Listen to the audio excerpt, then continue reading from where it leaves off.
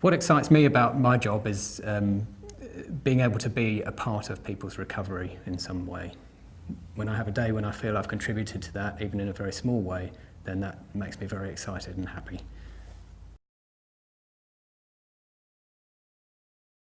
I do really love my job, and I think, because it gives me the opportunity to do research, to really advance our understanding of OCD and to hopefully develop more effective treatments, and that feels kind of really exciting. And the opportunity, hopefully, so some of the research that we're doing at the moment might in a few years' time actually see its way to being offering more effective interventions to people living with OCD and their families. I think the whole growth of the recovery movement has been really exciting because it feels like we're starting to talk a different language now.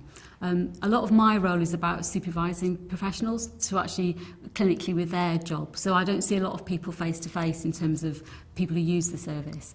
And what I loved to sit down with clinicians and to talk with them about the people they're seeing and to help them to really think about the work that they're doing.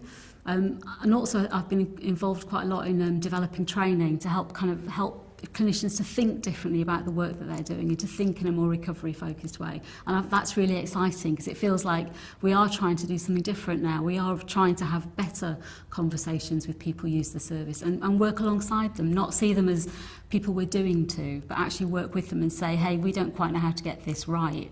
Can you come in and do it with us? Because that would be so much better. And I find that really exciting. When I consider my job and how I find it rewarding and what keeps me passionate about my job is when I see people coming into hospital who have various forms of sort of mental distress and sort of problems, and then I see them getting better and leaving hospital and getting on with their lives. That is what I find very rewarding.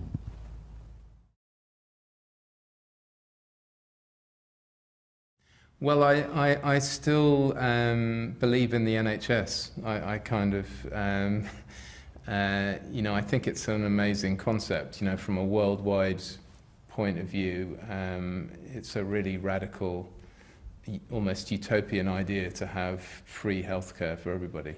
So that still excites me, and the idea of being part of that excites me.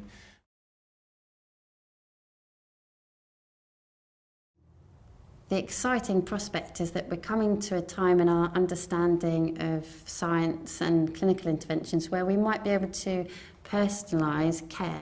If I were to be treated for an addiction, the idea that I could have this bespoke care that was going to give me the very best chance of recovery is something we should be very excited about.